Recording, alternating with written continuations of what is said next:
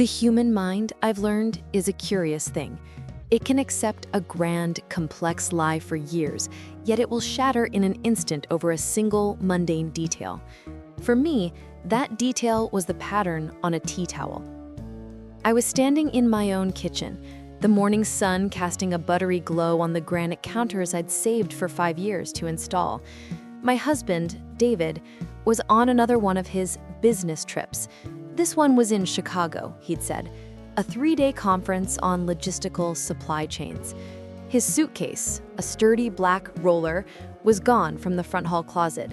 His side of the bathroom sink was clear, save for his expensive cologne, which he never traveled with because he was afraid of it breaking. I was scrolling through my phone, sipping my second cup of coffee, when his text came through, a photo. The message read, "Long days, missing my girl, but the hotel view is something, isn't it?" My heart did its usual little flutter. After 15 years of marriage, these small affirmations still mattered. The photo showed a generic hotel room, a bed with a navy blue duvet, a window with slatted blinds half open, a sleek desk with a lonely-looking chair, and on the desk, a glass of water on a coaster. It was a nice, normal, boring business trip photo. But my eyes, which had glanced at this photo with affectionate distraction, slagged. They drifted from the glass of water down to the surface of the desk. It was a rich, dark walnut. And there, just beside the coaster, was a faint, circular watermark, a lighter ring in the wood. I knew that watermark. I had made it myself 2 summers ago when I'd carelessly left a sweating glass of iced tea on David's desk in his home office. He'd been annoyed. I'd been apologetic. We'd tried everything to get the ring out, but it had stubbornly remained, a pale ghost on the dark stain. My breath caught, shallow in my throat. No, that's impossible. It's a common desk. I zoomed in. The grain of the wood around the watermark, it was distinct, swirling like a knot of cinnamon and cream. I knew that grain. I'd traced it with my finger 100 times. My gaze jumped to the window. Through the slats of the blinds, I could see a sliver of the outside.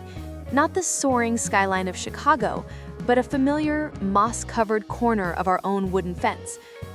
And dangling from the edge of the window frame, caught in the corner of the photo, was a sliver of fabric. A tea towel, hanging on the little hook by the sink. It had little embroidered strawberries on it, a gift from my mother. The hotel room in the photo was our guest house, the one 50 feet from our back door. The coffee cup slipped from my hand. It didn't shatter dramatically, it just thudded onto the rug, a brown stain blooming like a sick flower. I stood there, in the beautiful kitchen of the home we'd built together, the sun suddenly feeling cold on my skin, and the world I knew quietly ceased to exist. Let me tell you about our life before that moment. It's important, I think, to remember the before. To understand the depth of the fracture, you have to see the whole pane of glass. David and I met in our late 20s. He was steady, ambitious, with a calm demeanor that felt like an anchor to my more creative, sometimes anxious spirit. I was a freelance graphic designer, working from home, painting in the sunroom when inspiration struck. He was in logistics, a title that always sounded vague to me, but it involved trucks, schedules, and percentages that made him nod thoughtfully. We built a life not on grand passion, but on deep fondness, shared goals, and a comfortable rhythm. It was a good life, a blessed life, I would have said. We lived in a charming 4-bedroom house in a leafy suburb. The property was larger than most, which is why we'd been able to build the guest house 5 years ago. It was meant to be for my aging parents, but after my father passed, my mother decided she couldn't leave her own community. So it became David's man cave, a project space, and occasionally a cozy spot for visiting friends. Our daughter, Chloe, was 12. She was all long limbs, a tangle of honey brown hair, and a fierce love for soccer and dystopian novels. Our days were a symphony of familiar noises. The hiss of the coffee machine at 6:30 a.m., David's low voice reading the news headlines, Chloe's frantic search for her cleats, the gentle hum of my computer as I worked. David's business trips started about 3 years ago. A promotion, he said. More responsibility, more client-facing opportunities. They were never long, usually 2-3 nights. He'd call every evening, his voice a touch weary but warm. "I wish I was there with you," he'd say. And I'd believe him. I'd picture him in a sterile hotel room, eating a room service club sandwich, missing the chaos and love of our home. The guest house. He'd started using it more frequently in the past year. "Need to focus on this quarterly report without the Wi-Fi dropping." Or, "I've got a series of late-night calls with Singapore, don't want to keep you and Chloe up." It made sense.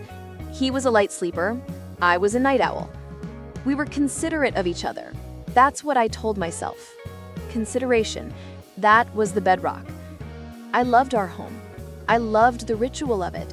The smell of lavender fabric softener on David's shirts. The way Chloe's school permission slips always ended up on the kitchen island, weighed down by a banana. The familiar creak of the third step from the top. This was my universe, small and bright and orderly. And David was the quiet, steady sun at the center of it. Or so I believed. The man I kissed goodbye at the front door, who squeezed my hand under the table, who laughed at my terrible jokes, that man was my husband. The idea that he could be someone else, somewhere else, so close I could almost touch him, it wasn't just unthinkable. It was a geographical impossibility in the world I'd mapped. Until the tea towel proved it wasn't. The stain on the rug seemed to pulse. I knelt, my knees cracking in a way that felt too loud for the silent kitchen, and began dabbing at it with paper towels. My movements were mechanical. Clean the mess, clean the mess. But my mind was a cyclone spinning around that single damning image. The watermark, the fence, the strawberries. A cold, sick feeling pooled in my stomach. I grabbed my phone again, my fingers trembling. I pulled up his text and stared. I zoomed in, out, in again. There was no mistaking it. The guest house had those horizontal blinds. Our main house had shutters. The desk was the one we'd bought together from the antique store on Elm Street. The view through that window was of our azalea bush, which was currently past bloom, just a green blob. Why? The question was a silent scream. Why would he send me a photo of the guest house and claim it was a Chicago hotel? My first pathetic instinct was to make an excuse for him. He's playing a joke, a weird, terrible joke. But David's humor was gentle, never cruel. Maybe he's planning a surprise for me here, and he's covering his tracks. But a surprise required leaving the property, not pretending to. Then a darker thought. What if he never left at all? I stood up, my legs unsteady. I walked to the back window, the one over the sink. I peered out. The guest house sat at the far end of our yard, nestled under 2 large oaks. Its curtains were drawn. It looked silent, empty, just as it should when the master was away. But was he away? I replayed the last 24 hours in my mind. He'd packed yesterday evening, humming as he folded his shirts. He left this morning at 6 a.m. as usual, giving me a sleepy kiss on the forehead. "Love you, back on Thursday," he murmured. I'd heard the garage door open, the soft purr of his car engine, then the sound of it fading down the street. Or had I? I was often half asleep at that hour. The garage was below our bedroom. The sound of the door, could it have been him opening it, then closing it again without driving away? The idea was so absurd, so operatic in its deception that I almost laughed. But the laugh died in my throat, replaced by a chill. I needed to see. I needed proof that would either shatter me or calm this screaming panic. I couldn't just march out there. If he was in there, what would I say? "Honey, I thought you were in Chicago." It would tip him off. I needed to be clever. I needed to know. I grabbed my car keys, my heart hammering against my ribs. I would run an errand, a normal Tuesday errand, and I would watch. The grocery store was my alibi. I drove there on autopilot, my hands clenched on the steering wheel at 10 and 2 like a teenager taking a driver's test. I bought milk we didn't need, bread that would go stale, and a bunch of yellow tulips because their desperate cheeriness felt like a rebuke to the dread curdling inside me. The entire time, my mind was a prison yard, thoughts pacing in frantic tight circles. The photo, the towel, the fence. Each detail was a bar, locking me into this new, terrifying reality. I drove home the long way, my eyes constantly flicking to the rearview mirror, half expecting to see David's car following me. When I pulled into our driveway, the house looked peaceful, sleeping in the late morning sun. The guest house remained still, curtains drawn. I carried the groceries inside, my ears straining for any sound, a footstep on the gravel path, the click of the guest house lock. Nothing but the hum of the refrigerator and the loud ticking of the kitchen clock. This was insanity. I was spying on my own home, suspecting my husband of a deception so bizarre it belonged in a bad thriller. I needed to talk to someone, but who? My best friend Sarah? She would tell me to storm the guest house immediately. My mother? She'd worry herself sick. I felt a profound, isolating shame. To voice the suspicion was to give it weight, to make it real. I decided on a test, a simple, harmless test. I picked up my phone and called David. It rang 4 times before going to voicemail. "You've reached David. I'm probably in a meeting or up to my elbows in spreadsheets. Leave a message." His voice, so familiar and calm, felt like a taunt. I hung up without leaving a message. A few minutes later, I texted him. "Hope your meetings are going okay. Chloe has her big soccer game tonight. Wish you were here to see it." I watched the screen. 3 little dots appeared almost immediately. He was typing. My breath hitched. His reply came. "Wish I was there too, baby. Tell her to score one for me. In back-to-back sessions all day. Talk tonight?" Baby. He called me baby when he was feeling sentimental or when he was lying. I realized that now, with the clarity that cut. I stared at the message. Back-to-back sessions. He was just a few yards away, probably sitting at that very desk, looking at the watermark. A new, more horrifying question emerged.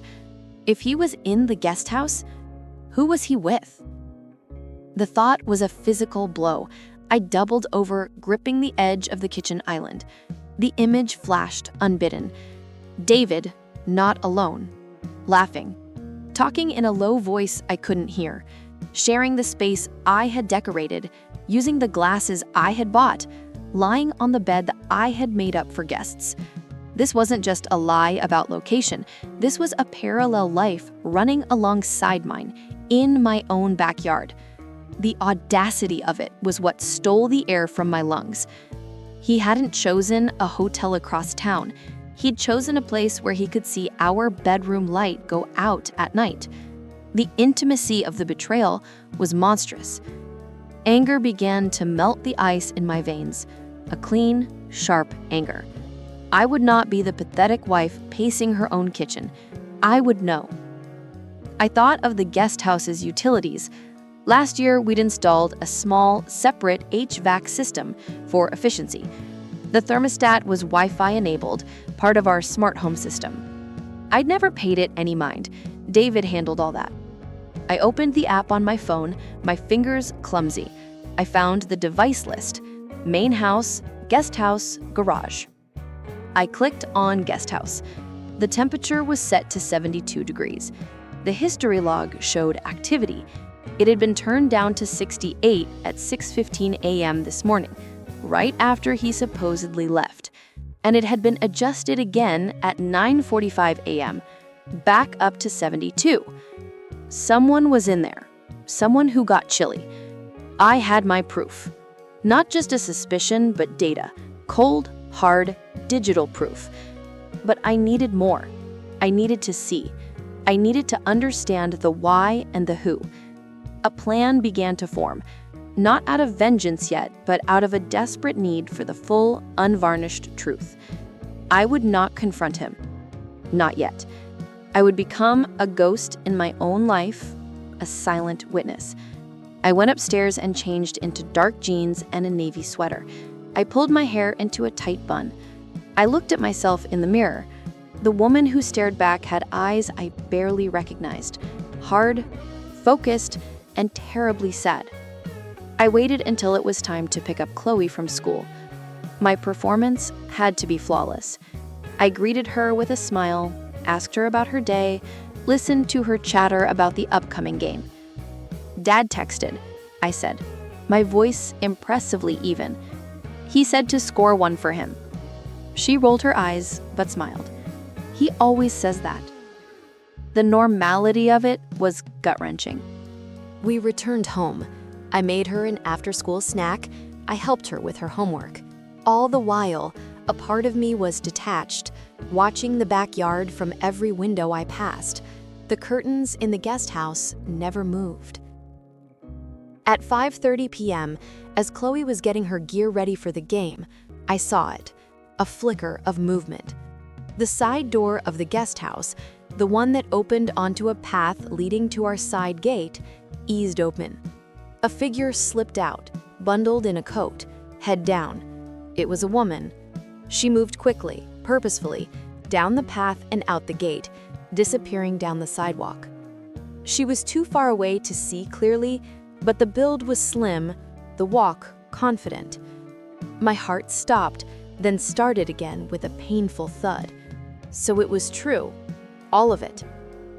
David was in the guest house with a woman, and he had just let her leave, right under my nose in the pale light of dusk.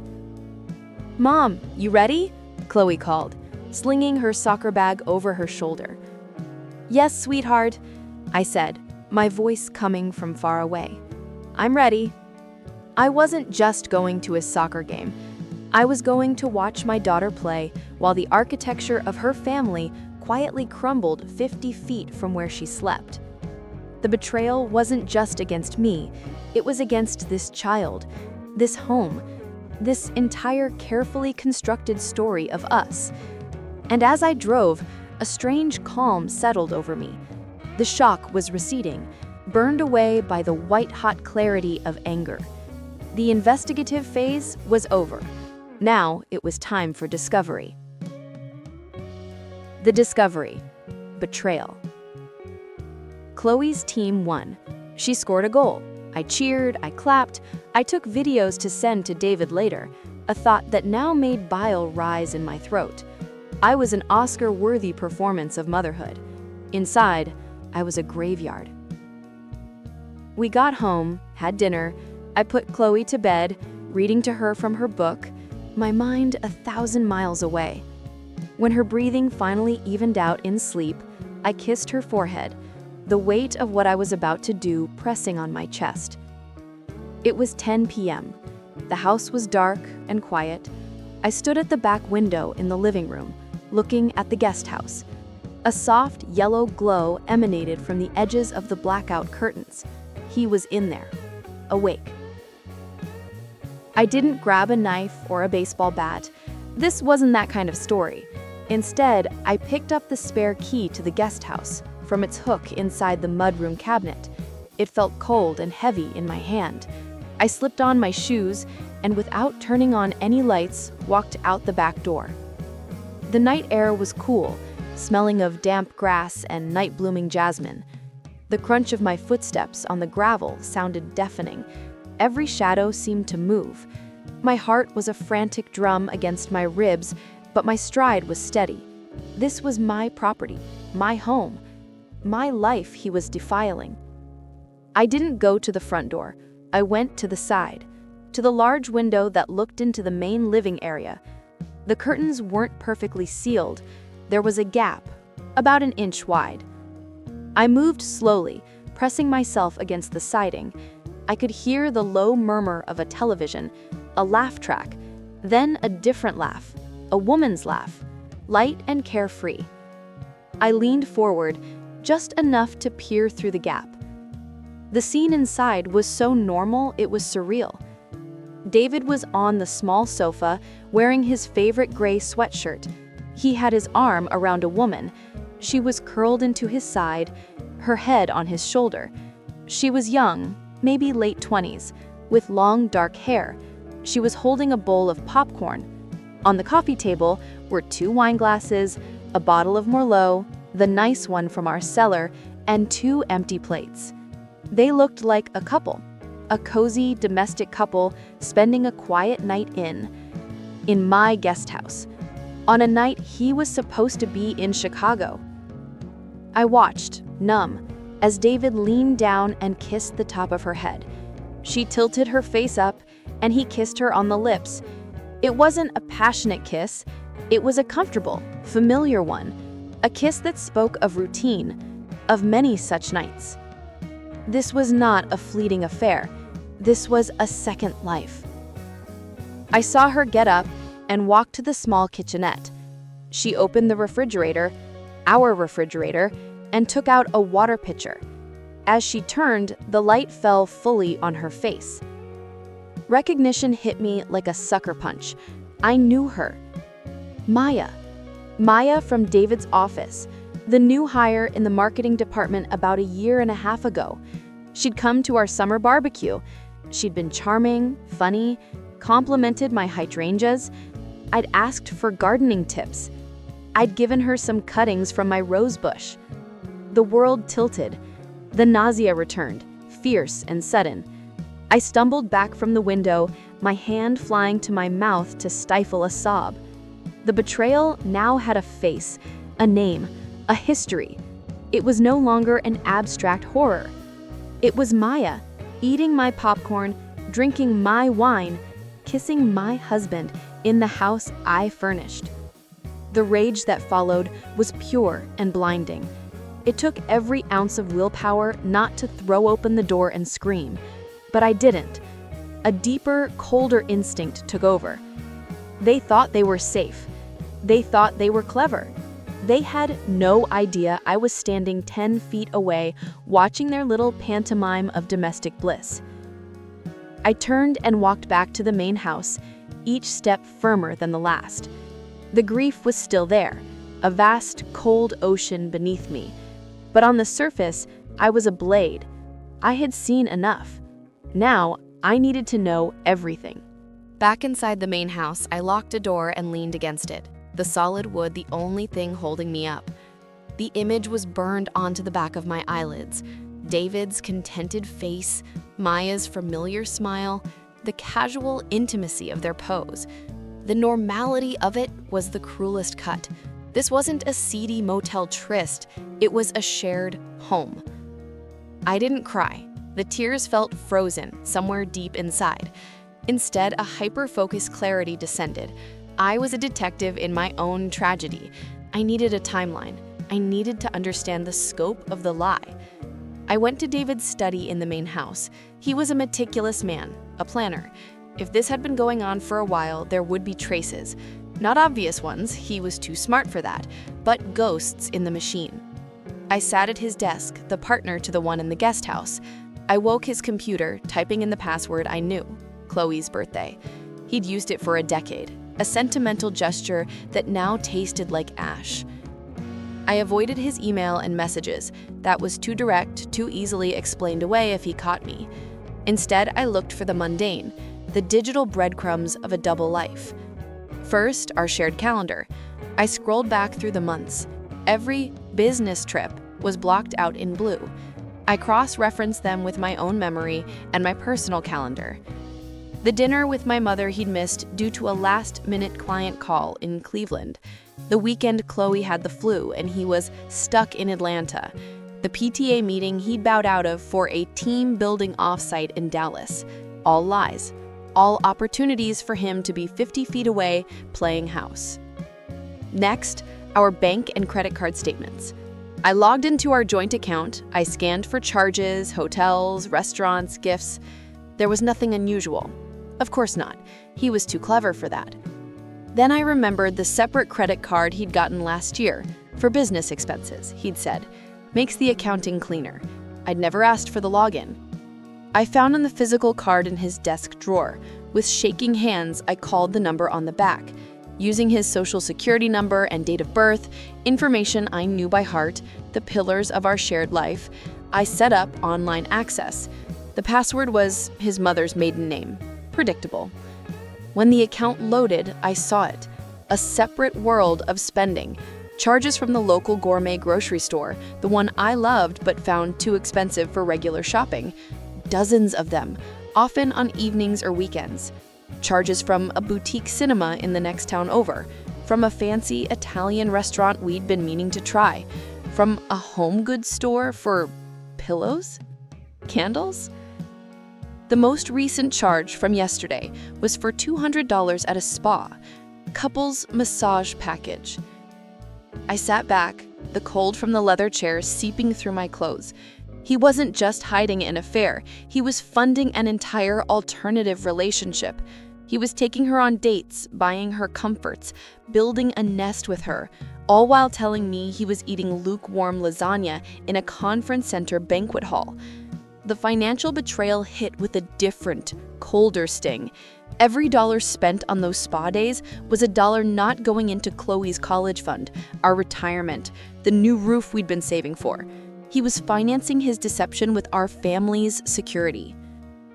I heard a sound from outside, the soft click of the guest house door. I rushed to the window, peering through a slit in the blinds. David was walking across the lawn, alone, towards the main house.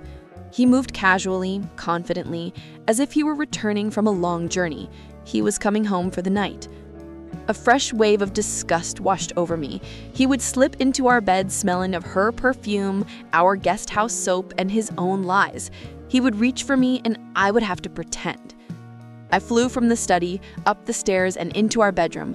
I brushed my teeth furiously, changed into my most unflattering flannel pajamas, and was in bed with the lights off when I heard the back door open and his quiet footsteps on the stairs.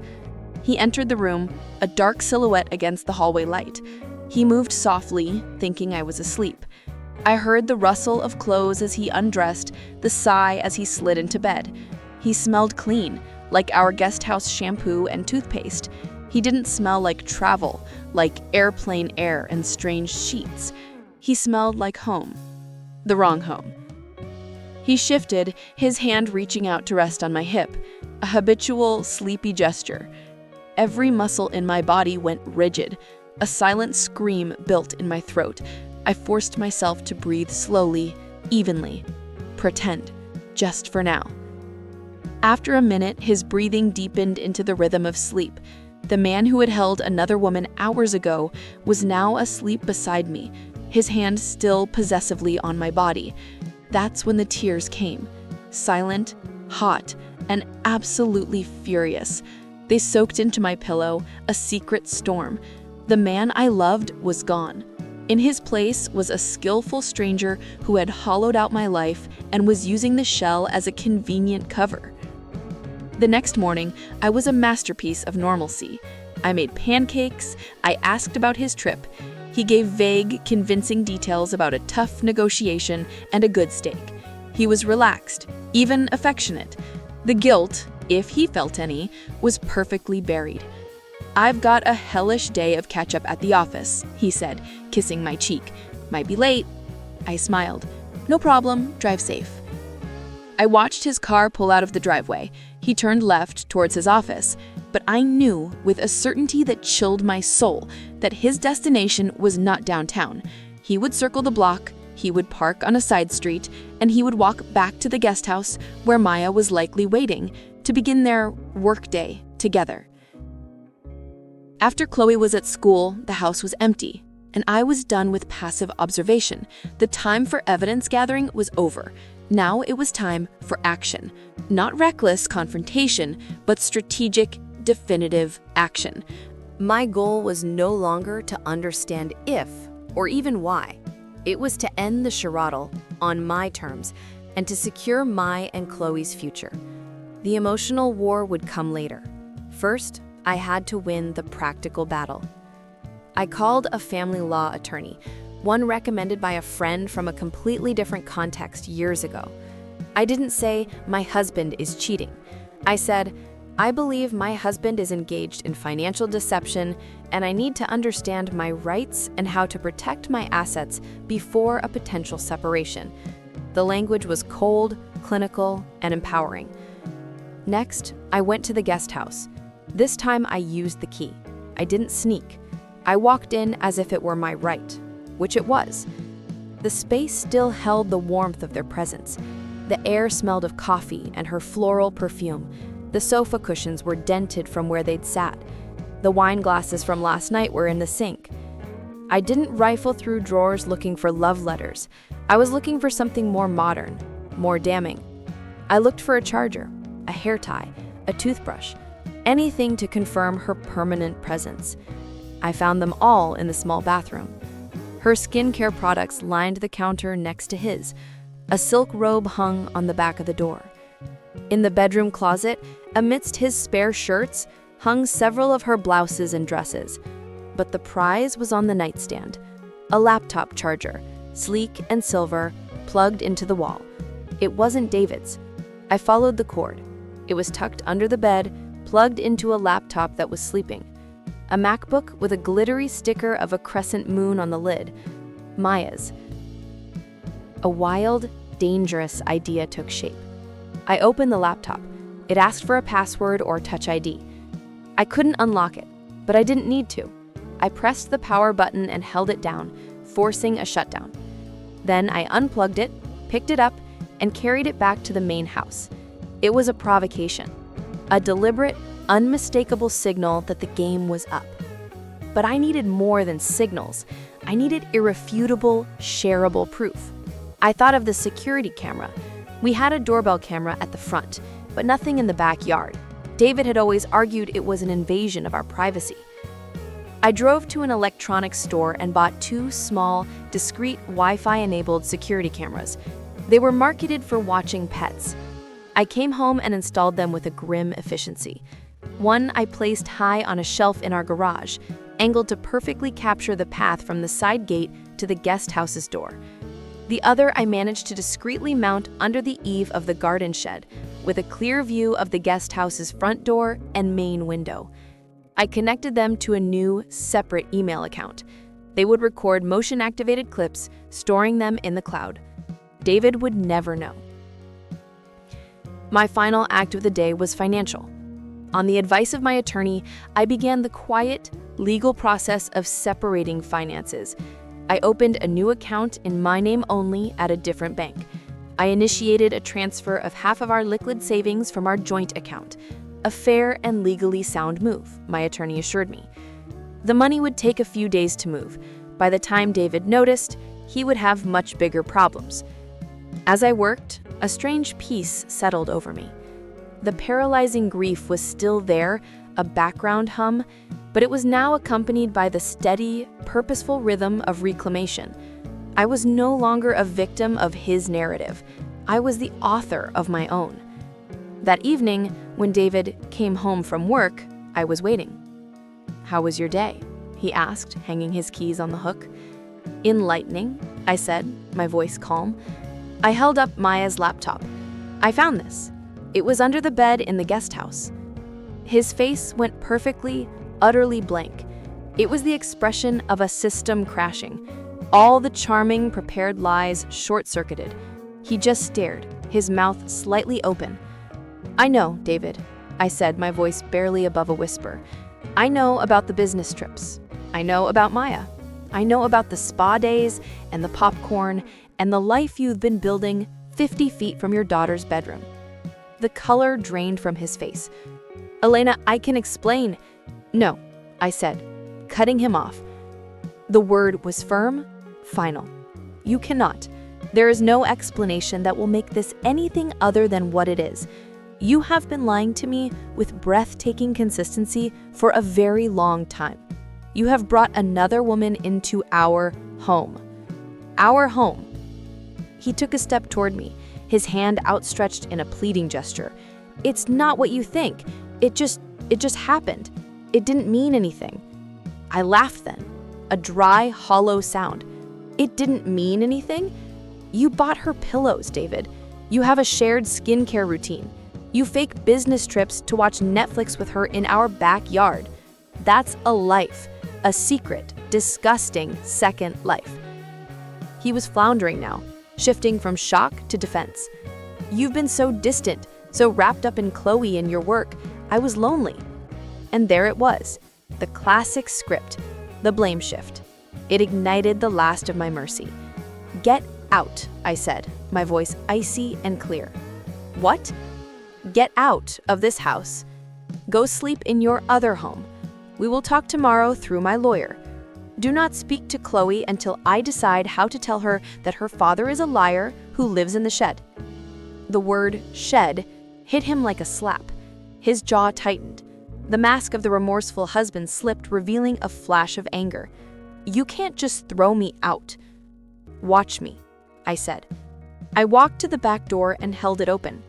Go, now, or I will call the police and tell them there is an intruder in my guest house, and I will show them the photos I took of your girlfriend's belongings next to your own. I wonder what they'll make of that. He looked at me, truly looked at me, and I saw the moment he realized I was not the woman he'd been lying to for the past year. That woman was gone.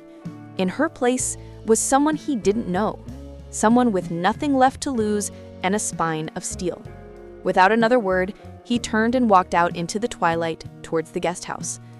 I closed the door, locked it, and slid down to the floor, the enormity of what I had just done finally crashing over me. I had just evicted my husband from our home. The war for my life had officially begun. David did not come to the main house the next morning. The silence from the guest house felt heavier than any noise. I got Chloe ready for school, my ears straining for the sound of his car leaving. I finally heard it at 8:15 a.m. The soft purr, the crunch of gravel. He was going to his real office, I assumed, or perhaps to Maya's real apartment. The map of his double life was now clear to me. Every route a monument to his deception. My phone buzzed as I was loading the dishwasher. A text from David. Elena, we need to talk. Properly. Please. I stared at it. The please was interesting. It wasn't the plea of a remorseful man. It was the demand of one whose control had slipped. I replied with one word. Lawyer. His typing bubbles appeared, vanished, appeared again. Finally, you're really going to do this? Throw away 15 years over a mistake?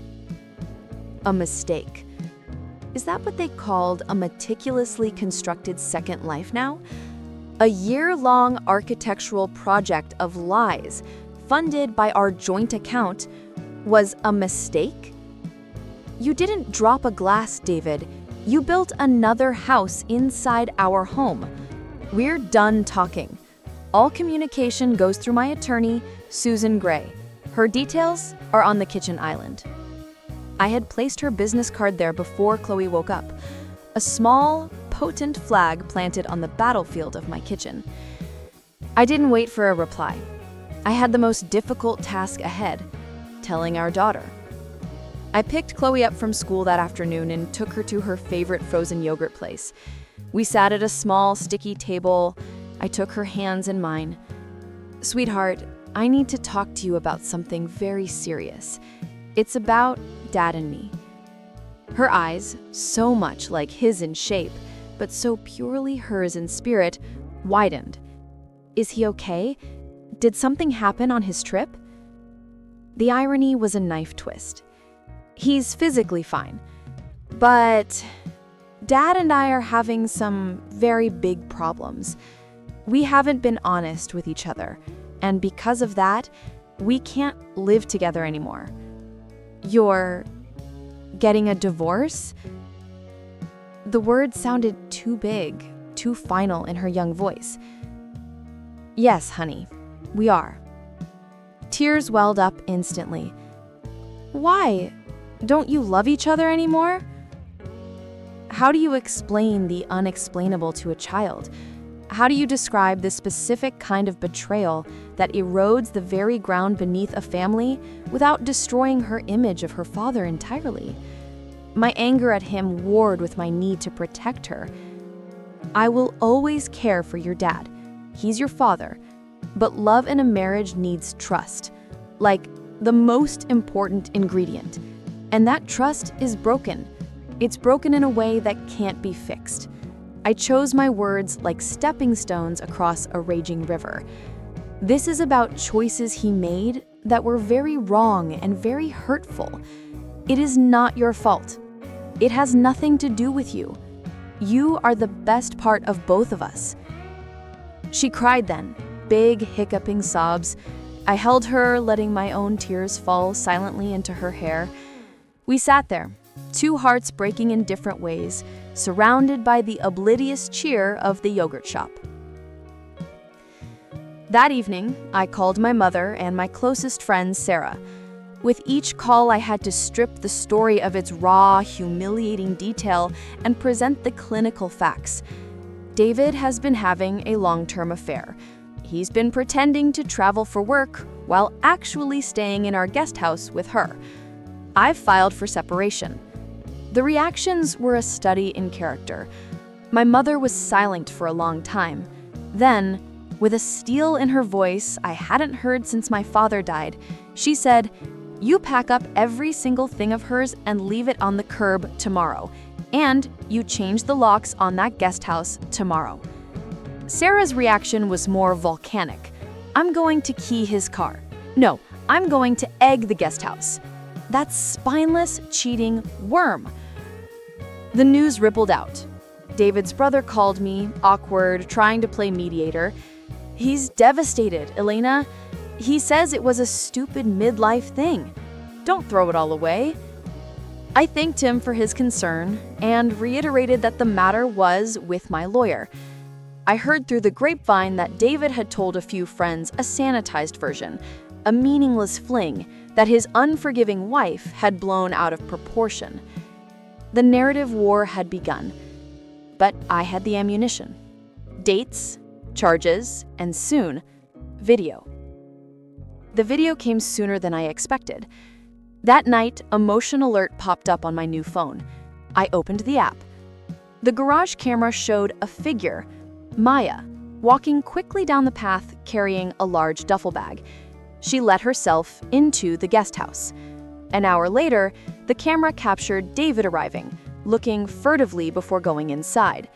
They were together in what they now knew was a compromised space. The audacity was staggering. The next morning, I acted. I called a locksmith and had every external lock on the guest house changed. Then, with Sarah by my side for moral support, I marched out there with a stack of empty cardboard boxes. I didn't knock. I used my new key and walked in. They were at the small table, having coffee, the domestic scene again. They both froze. "Elena," David began standing up. "You have 1 hour, I said, my voice utterly flat, to remove every item that belongs to her from my property." I looked at Maya, who had the decency to look terrified. "Your laptop is on the porch. You will pack all your clothing, toiletries, and anything you've brought here. If it's not out in an hour, I will consider it abandoned property and dispose of it." "You can't do this," David sputtered. "I can. This is my home. Legally, until the divorce is settled, I have as much right to this property as you do. And I am revoking your guests' privileges. She trespasses after today, I call the police." I turned to Maya. "You sat at my table and asked me about my roses.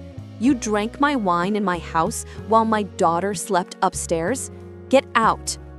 Sarah started opening cabinets, pulling out Maya's fancy tea blends and protein shakes, dumping them unceremoniously into a box. The message was clear. We would do it for them. They packed in a frantic, humiliated silence.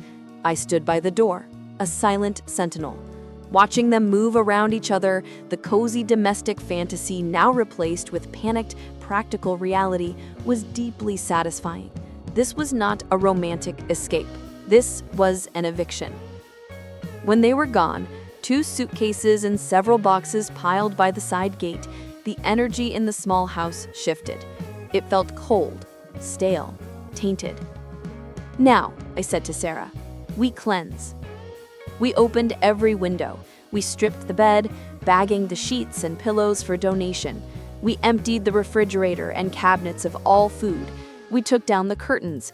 We scrubbed every surface with vinegar and lemon, scouring away the scent of her perfume and their shared secret. It was physical, cathartic work. By the end of the day, the guest house was an empty shell. It smelled of citrus and clean, vacant air. It was no longer David's affair nest or Maya's playhouse. It was just a room, a space waiting for a new purpose. That night, for the first time since the discovery, I slept. Not peacefully, but deeply, the exhaustion of grief and action pulling me under. The public battle lines were drawn. The private war within me was far from over, but I had won the first crucial campaign. I had taken back my territory. The resolution, healing, beginning.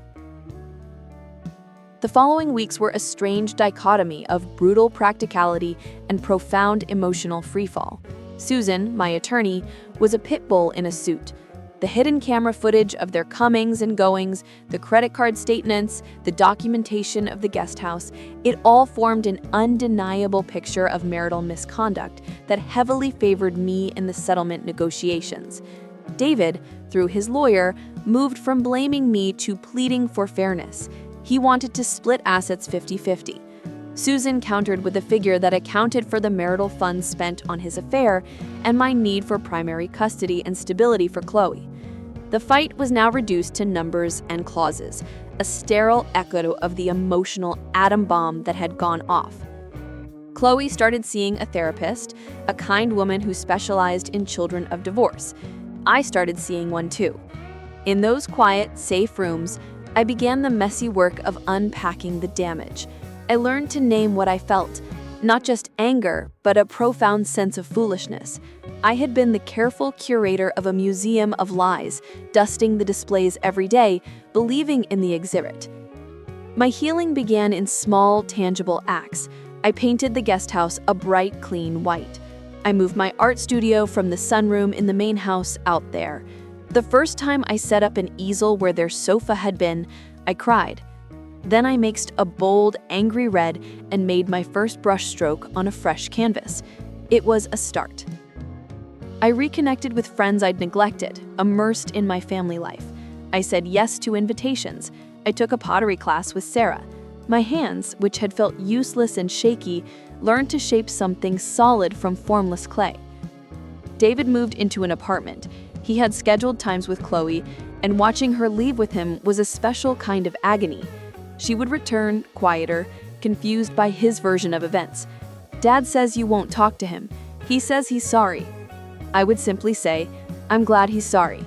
My job is to talk to you and to make sure you're okay." One afternoon, about 2 months after the eviction, I was in my new studio when I saw a car pull up to the curb. It was Maya. She sat there for a long time, just staring at the house. I felt a cold spike of anxiety, then a surge of defiance. This was my home. I walked out the front door and stood on the porch, crossing my arms. She saw me, flinched, and then slowly got out of the car. She looked different, tired, smaller without the cloak of secrecy and my husband's attention. "Elena, I just wanted to say I'm sorry." The words hung in the air. I didn't move. "It's over," she said, her voice shaky. "With David. It all fell apart when it came into the light. It wasn't real." I finally spoke. "It was real enough to destroy what was real. Your apology is noted. Now please leave. And don't come back." She nodded, got back in her car, and drove away. I wasn't filled with triumph, just a deep, weary sadness for all of us. For the woman who thought she was winning something, for the man who lost everything for a fantasy, and for the family that was gone. Their relationship, I later heard through the inevitable small-town gossip mill, did not survive the pressure of reality, lawyers, and financial strain. A secret fantasy makes for a poor foundation in the daylight. My foundation, though cracked, was still here. It was in the smell of dinner cooking just for Chloe and me. It was in the splash of color on a canvas in the clean, white studio. It was in the quiet strength I felt when I slept through the night in the center of my own bed. The healing was not a destination, but a daily practice, a choice to build a new, honest life from the rubble of the old one. The divorce was finalized on a Tuesday. It was not dramatic. There was no last-minute courtroom showdown. It was signatures on documents, the soft click of a judge's stamp, and the silent transfer of a life into two separate columns. David, according to the settlement, kept his retirement account and his car. I kept the house, a larger portion of our savings, and primary custody. The guest house, now legally indisputably mine, stood as a quiet monument to the truth that had won the war. He moved to another city for a fresh start. His visits with Chloe became less frequent, orchestrated around school breaks. Their relationship, once built on his playful "score one for me" texts, was now a fragile, scheduled thing. She loved him, he was her father, but the hero worship was gone, replaced by a cautious affection. She had seen his frailty, his capacity to cause deep hurt, and though she was too young to articulate it, she carried that knowledge now. It was the heaviest part of my grief, the collateral damage to her innocent heart. But children are resilient in ways adults forget how to be. With therapy, time, and the stability I thought to provide, she began to thrive again. Our home, once a stage for a performance of a happy family, became a genuine refuge. We instituted new rituals. Taco Tuesdays, where we made a mess, Friday movie nights, where we built forts in the living room, Sunday mornings, where we ate pancakes in our pajamas until noon. The silence was no longer something to fill with the noise of a false peace. It became comfortable, ours. My art flourished in the white studio. I painted series I called Quiet Reclamations. Canvases filled with light breaking through windows, strong roots under delicate flowers, and empty chairs that looked peaceful, not lonely. I sold a few pieces at a local gallery. The money wasn't much, but the pride was a currency I'd been bankrupt of for years. I did not hate David.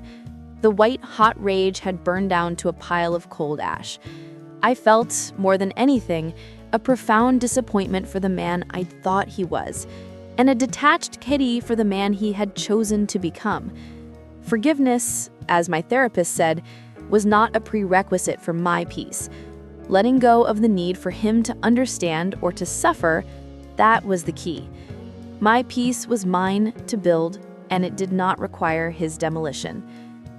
One spring afternoon, 2 years after the day of the tea towel, I was in my studio. Chloe was at a friend's house. The late sun streamed in, catching dust motes in a golden dance. I was working on a painting of our backyard, but not as it was. In my painting, the guest house was covered in flowering vines, and the path to it was overgrown with wildflowers. It was not erased, it was transformed, reclaimed by nature and by my own narrative. My phone buzzed. It was a message from a number I didn't recognize, but the area code was his new city. Elena, I know I have no right, but I need to tell you. I am sorry, not for getting caught, for all of it. For the lies, for the disrespect, for making you a stranger in your own life. I lost the best thing I ever had. I hope you and Chloe are happy. David. I read it 3 times. There was no plea, no justification, just a statement. It felt true, and for the first time, his apology landed not as a manipulation, but as an artifact, a receipt from a shop that had long since closed. I did not reply. There was nothing left to say. My silence was not bitterness. It was the final, gentle closing of a door that he had already shattered. My response was the life I was living, the calm in my own heart, the laughter coming from my daughter's room. That was my answer. I put the phone down and looked at my painting. I mixed a touch of titanium white into the green of the vines, highlighting where the sun would hit. I was adding light. For a long time, I thought my home was the walls, the furniture, the address on the mail. I thought it was the shared calendar on the fridge and the sound of 2 pairs of footsteps in the hall. I was wrong. Home isn't a place you share with someone who makes you feel alone in it. Home is the feeling you get when you walk through your own door and can finally breathe. It's the silence that comforts, not condemns. It's the space where you are truly, completely yourself, without fear of the performance being judged. What David did, it wasn't just a betrayal of our vows. It was a violation of my sanctuary. He turned the one place I should have felt safest into a stage for his deceit. And in doing that, he forced me to make a choice. To accept living in that haunted house, or to become the architect of my own peace.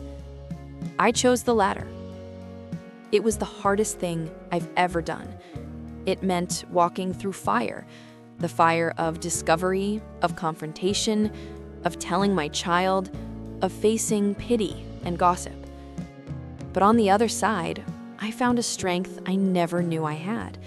I found a version of myself who was not just a wife or a mother, but a woman capable of standing alone on solid ground. The guest house is my art studio now. Where there was secrecy, I now create. Where there were lies, I now mix colors that tell my truth. I didn't burn it down. I didn't let it sit there as a shrine to pain. I renovated it, just like I renovated my life.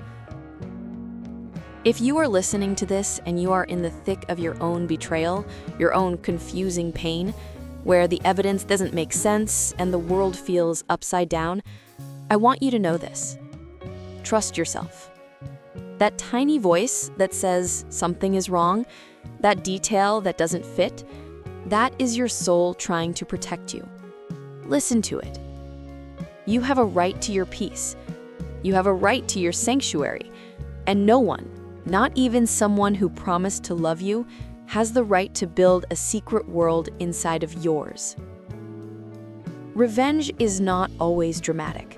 Sometimes it's a quiet Tuesday in a sunlit studio. Sometimes it's the deep, restful sleep you get in a bed that is wholly your own.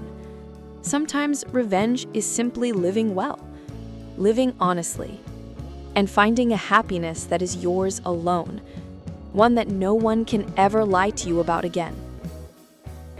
This was my story. Thank you for listening, truly from the bottom of my heart. Now, I want to ask you all a question. If you were in my shoes, what would you have done? Could you have faced that truth that started with a tea towel? Or perhaps you have faced a betrayal like this in your own life and found your own way through. Please tell me in the comments below. Your stories, your courage, that's what makes this community a place of support and comfort. If this story reached you, if you heard something of your own in it, or felt a spark of hope, please give this video a like. It lets me know I'm not just speaking into an empty space, but that my words are reaching the people who need to hear them. And if you're new here and you believe in the power of speaking your truth, of rewriting your own story, then subscribe to the channel and hit that notification bell. Every week, I bring a new story, sometimes mine, sometimes from others, about finding light after darkness, about the quiet courage it takes to rebuild yourself. Thank you for your time, your ears, and your hearts. Take care of yourselves. Until next time.